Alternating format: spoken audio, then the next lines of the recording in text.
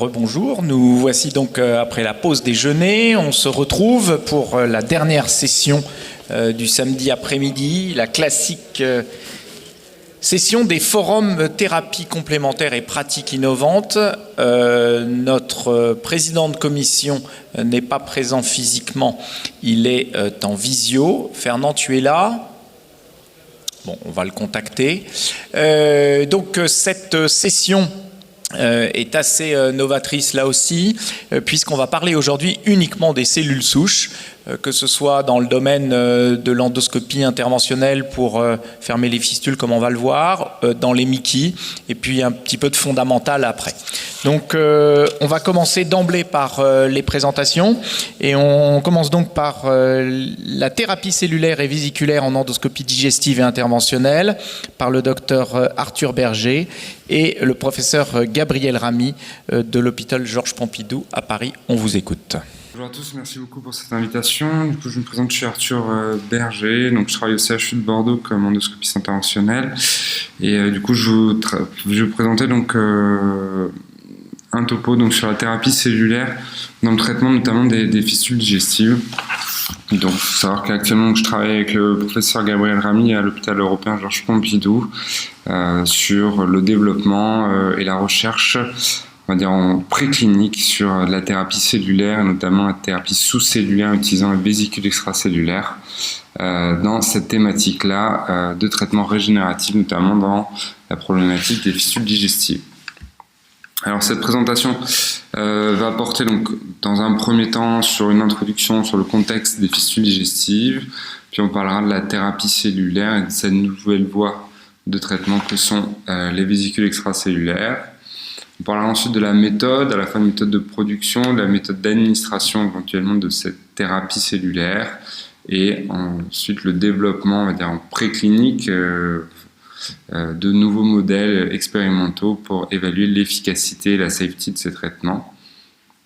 On parlera ensuite un petit peu des principaux résultats que l'on retrouve, et puis ensuite on parlera d'une nouvelle approche, on va dire le traitement régénératif et préventif que peut permettre donc l'utilisation de la thérapie cellulaire, et enfin une conclusion sur les perspectives à venir. Donc tout d'abord en contexte, donc c'est vrai que les fistules digestives, c'est une problématique qu'on va retrouver dans deux grandes entités. La première, donc, ça va être sur les maladies inflammatoires, sur la maladie de Crohn, et puis la deuxième cause, ça va être donc sur les origines post-chirurgicales. Les grandes chirurgies pourvoyeurs de fistules, ça va être donc la chirurgie notamment œsogastrique, donc soit dans les chirurgies, on va dire cancéreuses avec le Lewis Santi, ou dans la chirurgie bariatrique. Classiquement, dans la littérature, on retrouve qu'on a à peu près entre 0 à 25% selon les centres et les séries de risque de fistule post-chirurgie œsogastrique. Et dans le bariatrique, on va retrouver à peu près 2 à 3% de malades qui vont présenter une fistule notamment post-sleeve. La problématique donc, dans la sleeve gastrectomie, c'est la plupart du temps une sleeve qui est un petit peu mal faite, avec donc au niveau de la zone médio-gastrique une zone de pseudosténose qui va entraîner une hyperpression au niveau du sommet de la ligne d'agrafe et qui va entraîner une désunion avec la création d'une fistule. Il faut savoir juste que les fistules en fait, digestives post-chirurgie, c'est la principale cause notamment de morbidité et de mortalité au décours de ces chirurgies. On va donc l'incidence globale, si on parle de chirurgie bariatrique de fistules, c'est entre 2 à 3%. On a donc des risques de réintervention de nouvelles chirurgies qui sont très importants et qui vont être graves d'une mortalité de 10 à 20% lorsqu'on est obligé de réintervenir chez ces patients. On va identifier plusieurs stades en fait, de fistules. Il va y avoir les fistules qu'on va dire aiguës qui vont intervenir dans les 7 premiers jours. En général, là, c'est une prise en charge chirurgicale précoce avec un drainage au contact, plus ou moins associé à un drainage radiologique. Finalement, nous, gastro-entérologues et en endoscopie, on va intervenir un petit peu plus tardivement, on va dire sur les fistules qu'on va dire précoces à tardives, c'est-à-dire les fistules qui vont intervenir grosso modo dans les 10 jours après la chirurgie jusqu'à 12 semaines après. Là, la mise en place d'un traitement, ça va être essayer d'internaliser donc le trajet de fistule et en général les collections qui sont en regard. Donc pour cela, on va avoir différentes possibilités, soit la mise en place donc de drains en queue de cochon dans les collections de fistules, éventuellement la mise en place d'un système de lavage avec les systèmes donc de lavage nasokystique, ou éventuellement, ce qui se fait un peu plus rarement maintenant, sauf peut-être dans les fistules sur les 8 centimes, et la mise en place de prothèses métalliques couvertes pour essayer de couvrir la zone de fistule. Éventuellement, la fermeture de l'orifice de fistule par des macroclips type Ovesco. Là, on va dire quand on a passé la phase septique, que le trajet est organisé, rectiligne, sans collection derrière, on peut éventuellement essayer de fermer cet orifice de fistule. On va ensuite passer donc lorsque on va dire le trajet de fistule se chronicise au-delà de 12 semaines, c'est une prise en charge beaucoup plus compliquée avec des chances de réussite du traitement endoscopique qui sont très faibles. Où là finalement la prise en charge reste assez peu codifiée et qui peut nécessiter dans la plupart du temps une réintervention.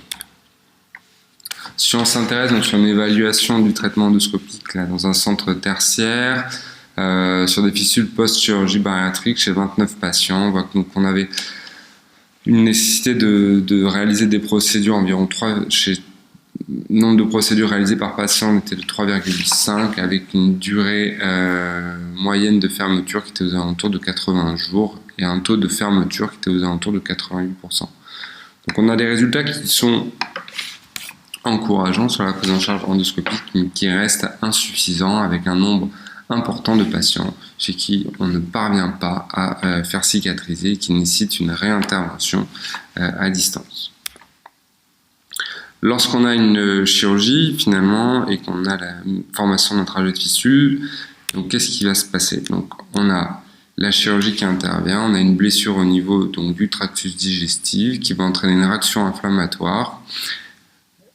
Cette réaction inflammatoire va entraîner donc une cascade qui va entraîner la formation de myofibroblastes et la mise en place donc, d'un cellule de réparation qui va être pathologique avec la mise en place d'une matrice extracellulaire très inflammatoire et fibreuse et qui a entraîné ce remodelage fibreux qui entraîne cette fistule chronique. L'objectif de la thérapie cellulaire finalement c'est d'intervenir et de venir bloquer cette cascade inflammatoire et cette création de fibrose pour essayer de retrouver un tissu sain, normal.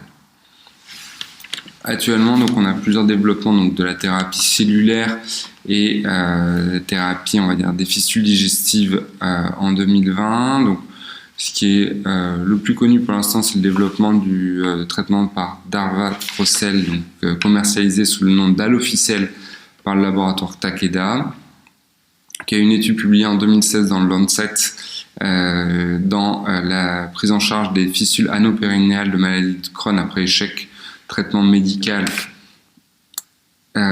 et ou d'un traitement conventionnel local. Donc on voit qu'on a une amélioration de la cicatrisation et de la fermeture de ces fistules anopérinéales complexes. Et donc le traitement par Alofisel a obtenu donc l'AMM dans ses indications de fistules anopérinéales complexes après échec d'un traitement médical ou d'un traitement local bien conduit. Il y a actuellement donc un essai en cours sur l'utilisation de ce traitement-là dans les fistules post-chirurgicales qui est actuellement en cours d'inclusion. Donc finalement, donc la thérapie cellulaire, plusieurs avantages. On a un effet paracrine des vésicules extracellulaires qui vont avoir un effet anti-inflammatoire, pro-régénératif. Ils vont avoir un rôle médié aussi dans la néangiogénèse. Problématique de l'utilisation de ces cellules souches, c'est qu'il y a un risque notamment de prolifération cellulaire incontrôlée, qu'il est difficile encore aujourd'hui de pouvoir certifier qu'il n'y a aucun risque pour les patients. Lorsqu'on utilise cette thérapie en injection intravasculaire, il y a un risque notamment d'occlusion et d'embolie. Et on a notamment une contrainte principale qui est la contrainte de production et de stockage jusqu'à l'acheminement et le traitement de cette thérapeutique qui est extrêmement fragile. C'est pour ça qu'on a maintenant, on va dire, un nouveau changement de paradigme dans la thérapie cellulaire vers une nouvelle voie qui serait donc l'utilisation des vésicules extracellulaires comme alternative sur une thérapeutique, on va dire, de cell-free therapy. En effet, donc les vésicules extracellulaires, on va pouvoir considérer un petit peu que c'est de la poussière cellulaire. Donc c'est quelque chose, il faut savoir, donc toutes les cellules souches et toutes les cellules même de l'organisme vont sécréter en fait ces espèces d'exosomes qui sont des exosomes qui vont faire environ 100 microns, qui vont être chargés à l'intérieur de fragments d'ARN, de cytokines, d'enzymes, et qui vont être sécrétés comme ça par les cellules. Ces vésicules extracellulaires vont avoir un rôle notamment dans la communication entre les différentes cellules. Donc c'est des vésicules donc, qui vont pouvoir reproduire l'effet paracrine des cellules souches mères qui ont produit donc, ces vésicules extracellulaires. On a un changement donc, du coup d'orientation en médecine régénérative vers le passage à une thérapie cellulaire, à une thérapie qu'on va dire sous-cellulaire basée sur ces vésicules extracellulaires. Les principaux avantages, c'est qu'il n'y a pas de risque de prolifération, c'est un traitement allogénique. C'est une thérapeutique beaucoup plus résistante et plus facile, on va dire, après dans le transport, dans l'acheminement et dans le stockage de ces vésicules qui vont être plus facilement notamment conservées. Donc finalement, qu'est-ce que c'est ces vésicules? Donc, je l'ai dit, donc c'est des exosomes qui vont être sécrétés par les cellules, qui vont faire, on va dire, entre 30 à 150 nanomètres. Elles vont être chargées du coup de tout un tas de facteurs, notamment d'ARN, de cytokines, d'éléments enzymatiques. Elles vont exprimer aussi en surface des antigènes. Elles vont ainsi pouvoir, on va dire, communiquer avec les cellules de l'entourage de différentes manières. Soit elles vont pouvoir fusionner directement au travers de la cellule et pouvoir déverser son contenu enzymatique et d'ARN, soit elles vont pouvoir en fait être stockées et internalisées par les cellules, ou elles vont pouvoir directement communiquer via ces récepteurs antigéniques. Alors, ces vésicules extracellulaires, elles sont déjà connues maintenant depuis un petit peu de temps. Il y a différentes voies qui ont été étudiées, on va dire, en médecine régénérative, et donc il y a plusieurs modèles, notamment, donc on va dire dans les effets régénératifs de ces vésicules qui ont été développés, soit que ce soit sur l'évaluation cutanée, pulmonaire, rénale. Il y a énormément de travaux donc, sur l'utilisation de ces vésicules extracellulaires après donc infarctus du myocarde, notamment sur des modèles de lapins, en neurologie également. Il y aura un effet également donc, antifibrosant et régénératif intéressant donc, de ces vésicules extracellulaires et également dans l'utilisation en ostéo-articulaire. Donc finalement, qu'est-ce qu'elles vont faire ces vésicules? Donc on va avoir donc, dans une cascade inflammatoire identique à ce que l'on a vu tout à l'heure pour les cellules souches mésenchymateuses. Dès qu'on a une agression des cellules endothéliales, on va avoir une cascade inflammatoire et une activation du système inflammatoire, sécrétion de cytokines. On va avoir une activation notamment par la voie TGF-bêta en fait des cellules mésenchymateuses, des fibroblastes, avec une transformation en fait de ces fibroblastes en myofibroblastes inflammatoires, qui va donc entraîner la production d'une matrice extracellulaire pathologique et entraîner du coup un tissu fibreux. Les vésicules extracellulaires vont venir au niveau de cette cascade pro-inflammatoire TGF-bêta de l'interleukine 13, bloquer cette transformation en fait des myofibroblastes, des cellules mésenchymateuses en myofibroblastes.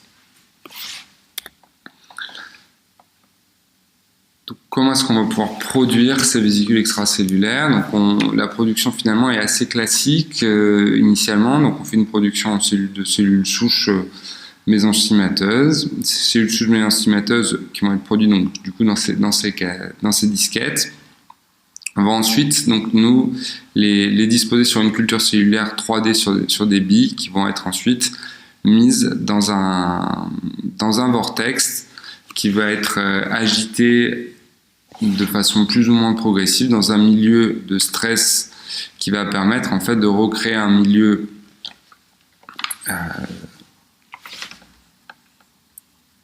dans un milieu carencé qui va recréer donc un milieu de stress pour les cellules qui va entraîner la sécrétion de ces vésicules extracellulaires.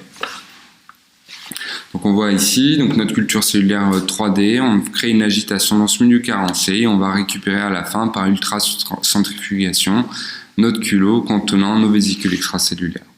L'avantage, c'est que donc nos cellules souches mésenchymateuses, on va avoir une perte effectivement d'un certain nombre de ces cellules qui vont mourir dans le process, mais on va pouvoir garder une très grande partie de ces cellules souches, et donc on va pouvoir comme ça fabriquer à plusieurs reprises des vésicules extracellulaires en utilisant les mêmes cellules souches.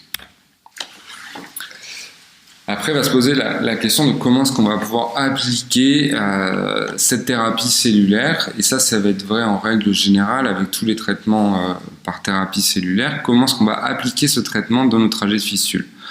Une des difficultés dans les trajets de fistule, c'est que le trajet peut être plus ou moins complexe, il n'est pas forcément rectiligne, plus ou moins long, plus ou moins important. Donc, actuellement, donc si on regarde le traitement par alloficelle, donc les cellules souches sont contenues dans un milieu de culture cellulaire, donc il n'y a pas vraiment les vésicules sont déposées comme ça et injectées en périphérie du trajet de fistule. Dans le travaux, on utilise l'association avec un gel qui s'appelle un gel de Puronic, c'est un poloxamère qui en fait va avoir la particularité d'être liquide à une température inférieure à 20 degrés et qui va gélifier lorsqu'il va passer au-delà de 20 degrés. L'idée, c'est que on injecte sur une forme liquide qui va permettre de se déposer tout le long du trajet de fistule et ce gel va gélifier petit à petit pour ainsi donc venir se prendre dans l'ensemble du trajet de fistule et va permettre de libérer progressivement les vésicules tout le long de ce trajet de fistule. Si on regarde donc les propriétés en rhéologie de ce gel, on voit bien donc là si on évalue en fait la vitesse de gélification de notre gel à différentes températures et on voit donc c'est au passage de la température aux alentours de 18 à 20 degrés que notre gel passe de la forme liquide à la forme solide. On va charger ce gel avec nos vésicules extracellulaires qui vont mesurer en moyenne 140 nanomètres. Donc l'application de ce gel et des vésicules en pratique, donc ça se fait comme ça, on a différentes possibilités, soit si on a un trajet de fistule qui arrive directement à la peau, on va pouvoir injecter directement au travers de ce trajet de fistule. Sur la vue endoscopique, donc là sur un modèle port, donc on va avoir donc notre cathéter qu'on va retrouver donc qui va arriver dans notre trajet de fistule et on va injecter directement à la peau. On voit donc le gel qui est en train de se solidifier directement en arrivant dans le trajet de fistule, ce qui va permettre de libérer dans l'intégralité du trajet notre gel avec ces vésicules qui sont contenues à l'intérieur. Autre possibilité, c'est qu'on peut injecter directement par voie endoscopique. Donc comme le gel est assez visqueux, on utilise pour cela donc un piston de dilatation endoscopique et on va pouvoir ainsi, avec l'utilisation d'un cathéter, notamment un cathéter spray, déposer le long du trajet de fistule par voie endoluminale notre gel. On a développé différents modèles donc, animaux de fistules digestives donc pour se rapprocher le plus proche possible des modèles post-chirurgicaux et des chirurgies les plus pourvoyeurs de fistules digestives. Donc on a le modèle de fistules colocutanées chez le rat, on a mis en place un modèle également de fistules sur sleeve chez le rat et un modèle de fistule ozocutanée chez le porc. En termes de résultats, donc, lorsqu'on regarde donc, sur un modèle de rat, sur 40 rats qui ont été réalisés sur des fistules sur sleeve, l'utilisation donc de traitement par vésicule extracellulaire ou par cellules souches permet une cicatrisation et une fermeture complète de notre orifice de fistule à 45 jours, beaucoup plus importante que dans notre groupe contrôle. C'est des résultats qu'on va retrouver également dans le modèle donc, de fistule ozocutanée chez le porc. On va avoir un taux de fermeture des fistules qui va être de 100% dans le groupe gel versus 0% dans notre groupe témoin. Il va y avoir également une réduction donc, de la part inflammatoire du trajet de fistule et une fermeture de l'orifice interne qui est également retrouvée dans 100% des cas dans le groupe avec vésicule. Ce qui est également intéressant d'observer, c'est qu'on a finalement une rapidité de la cicatrisation qui est beaucoup plus importante après l'utilisation de ces vésicules extracellulaires et également après l'utilisation des cellules souches. Donc ainsi, le trajet de fistule va être fermé quasiment 2 fois plus rapidement après utilisation de thérapie cellulaire que dans le groupe contrôle. On voit là sur des coupes d'IRM sur les fistules chez le rat, donc également donc une fermeture plus importante dans le groupe avec vésicule extracellulaire. Si on s'intéresse un petit peu maintenant à la part inflammatoire, donc on a réalisé des TEP scanners à 45 jours après application de la thérapie cellulaire. On voit que dans le groupe avec vésicule extracellulaire, on a un signal beaucoup moins important du trajet de fistule que dans notre groupe contrôle. On va retrouver cet effet, on va dire, antifibrosant et néangiogénique dans notre évaluation histologique. On va également retrouver donc une nette réduction de l'aspect inflammatoire et de la fibrose dans notre groupe avec l'utilisation de vésicules extracellulaires. Et lorsqu'on évalue donc en microscopie confocale les trajets de fistule, on a également, donc on voit une meilleure densification, une meilleure densité de notre microvascularisation au niveau des trajets de fistule dans le groupe avec vésicule, ce qui montre qu'il y a un effet également donc à la fois antifibrosant avec une réduction de la fibrose locale et un effet néangiogénique de l'utilisation de ces vésicules extracellulaires.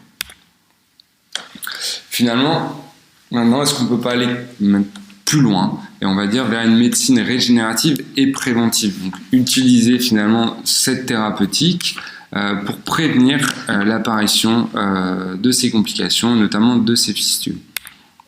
Alors, il y a déjà eu plusieurs travaux, notamment donc l'utilisation de cellules souches mésenchymateuses qui sont développées en espèce de feuillets, comme des patchs, qu'on vient de déposer au niveau de l'œsophage après la réalisation d'une dissection sous-muqueuse. Il faut savoir que donc, quand on fait une dissection sous-muqueuse au niveau de l'œsophage de plus de 3/4 de la circonférence, il y a un risque qui est proche de 100% d'avoir une sténose œsophagienne secondaire.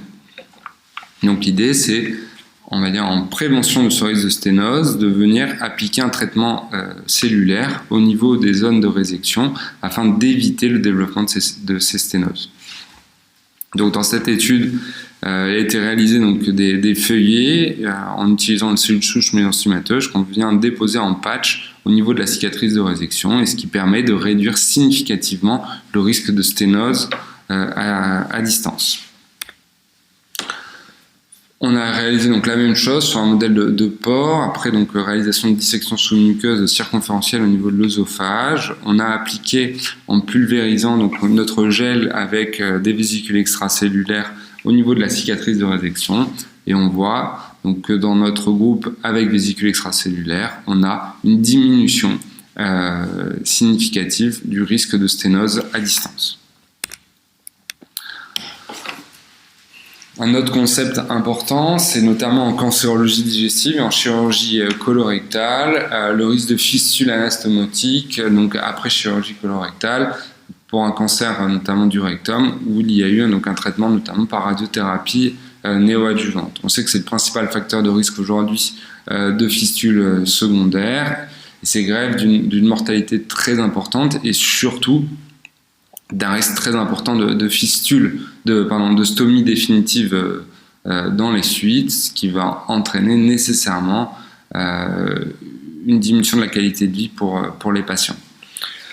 Les ressources thérapeutiques restent très très limitées, et ce qui nécessite du coup assez régulièrement la mise en place de ces stomies définitives. Donc on s'est intéressé dans cette thématique donc à mettre en place un modèle en fait de fistule chirurgicale post-chirurgicalo-rectal après irradiation donc chez Laura. Et donc l'objectif c'était d'évaluer donc l'amélioration de la cicatrisation et la diminution du taux de fistule post donc anastomose colorectale chez Laura irradiée. Donc on voit dans ces premiers résultats qu'on a une diminution donc, dans le groupe avec vésicule extracellulaire de l'inflammation locale, qui a notamment été constatée donc, par des vues endoscopiques de contrôle à 45 jours. Donc finalement, l'efficacité des vésicules extracellulaires semble assez identique à la thérapeutique par cellules souches mésenchymateuses. Les vésicules extracellulaires vont pouvoir reproduire l'effet, on va dire, paracrine des cellules souches mésenchymateuses en ayant un effet à la fois anti-inflammatoire, pro-régénératif et néo-angiogénique. Principaux avantages de l'utilisation donc, de cette thérapeutique, on va dire, sous-cellulaire, c'est qu'on va avoir donc une thérapeutique qui est assez safe dans la mesure où c'est un traitement qui est allogénique. On n'a pas ce risque notamment de prolifération cellulaire, de risque embolique. Il va y avoir également un aspect logistique important avec une thérapeutique qui va être beaucoup plus stable, beaucoup plus facile à transporter avec une moindre fragilité que lorsqu'on utilise une thérapeutique utilisant des cellules souches directement. Et enfin, en perspective, je pense qu'il faut qu'on puisse montrer qu'il y a également un effet de ces thérapeutiques sous-cellulaires par vésicule extracellulaire, notamment dans des modèles de maladies inflammatoires et de modèles de maladies de Crohn. Et puis après, il faudra donc poursuivre dans le développement et notamment la mise en place d'une production de ces vésicules à un grade clinique pour permettre le développement d'essais cliniques chez l'homme. Donc, tout d'abord remercier donc le professeur Gabriel Ramy avec qui je travaille sur toute cette thématique-là et le docteur Amanda Brun. Donc, il faut savoir qu'on travaille dans différents laboratoires donc sur Paris. Il y a le Parc au Saint-Père et donc je remercie l'ensemble de ses collaborateurs et je remercie également mon CHU d'accueil, CHU de Bordeaux. Je vous remercie et voici mes coordonnées si vous souhaitez pour des questions. Merci beaucoup. Merci beaucoup, c'est absolument passionnant. Donc on se rend compte finalement que la fibrose, c'est un mécanisme aberrant dont on voudrait se passer dans des phénomènes de cicatrisation. Et on a donc deux voies, nous, qui nous semblent particulièrement intéressantes. C'est cette prévention des anastomoses chirurgicales pour éviter les fistules. Et puis dans les MICI, la fibrose pour nous c'est un vrai problème parce que dans les fistules ça empêche la fermeture des fistules et puis c'est les complications, nous on a deux complications, c'est les fistules et les sténoses. Dans les deux cas, nos problématiques de fermeture, parce que maintenant on a des médicaments anti-inflammatoires efficaces, mais nos problèmes c'est d'éviter la fibrose. Donc il y a visiblement un champ d'utilisation qui nous semble considérable. Je ne sais pas si... Enfin, on va vous laisser répondre, puis on va demander à Fernand ensuite, qui est en plateau, s'il a des questions. Mais je vous laisse répondre. Je sais pas. Bonjour à tous. Merci beaucoup en tout cas pour l'invitation. Oui, c'est un sujet complexe. Je pense les MICI. Je pense que à mon avis le plus grand enjeu dans la thérapie cellulaire, on va dire en général dans les MICI, je pense que ça va être de déterminer vraiment le timing à laquelle on va appliquer ce traitement. Parce que je pense qu'effectivement une fois que la fibrose est constituée, on aura beau mettre tous les traitements cellulaires que l'on veut, on n'arrivera jamais vraiment à revenir en arrière. Et je pense que ça va être vraiment l'enjeu principal, ça va être vraiment de déterminer le bon timing, à quel moment il faut les mettre. Peut-être que trop tôt, il y a peut-être un risque qui n'aura pas d'effet, notamment sur le risque septique. Si on ne traite pas le risque septique, la thérapie cellulaire va pas marcher.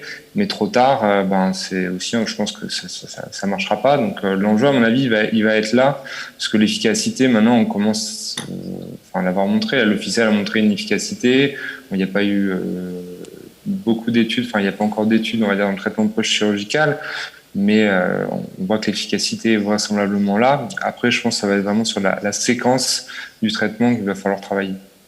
Éventuellement, la question que je voudrais poser, dans les complications éventuelles à long terme, est-ce qu'on travaille sur l'oncogénèse hypothétique, puisqu'on part quand même de cellules souches, de dérivés de cellules, etc.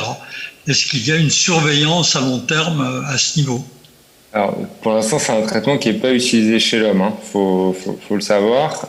C'est-à-dire que pour l'instant, il y a, on va dire, des règles et des recommandations pour les cellules souches. Il y a des règles très bien établies de l'Agence du médicament. Et en fait, c'est très nouveau, les vésicules extracellulaires. Donc, pour l'instant, il n'y a pas vraiment de règles pour pouvoir les utiliser chez l'homme. C'est la difficulté. Mais en tout cas, c'est un traitement et c'est un produit qui est allogénique. Donc, c'est-à-dire qu'à l'intérieur, il y a pas d'ADN. Donc, il n'y a pas de, si vous voulez, le risque de réplication et de prolifération cellulaire n'existe pas, vu qu'on n'injecte pas d'ADN. C'est vraiment, il n'y a que de l'ARN, des cytokines, des enzymes, mais il n'y a pas d'ADN. Ok. Moi, j'ai une question... Arthur, pour toi, on parle pas je vais pas parler de Mickey parce qu'on va l'aborder après, mais sur le plan de la prévention, comment tu situes ces traitements-là ? Tu l'as un peu évoqué. Est-ce que tu crois qu'il y a une place pour peut-être mettre des gels, je sais pas, sur les anastomoses chirurgicales qui sont à risque de fistule, tu l'as dit, comme la chirurgie colique ou œsophagienne, plutôt que d'attendre qu'il y ait déjà la fistule. Est-ce que vous imaginez comment la stratégie dans cette situation ? Ne traiter que les fistules ou se dire qu'on pourrait peut-être le mettre un préventif pour éviter qu'on ait un problème? Ouais, moi je pense que c'est l'enjeu. À mon avis, toute la place de ces traitements, ça va être dans la prévention. Je pense faudra probablement les utiliser avant que les fistules arrivent. Donc ça va être dans les procédés de cicatrisation pour aider à une cicatrisation qui soit pas paradoxale. Donc moi je pense honnêtement que l'intérêt il est vraiment en préventif.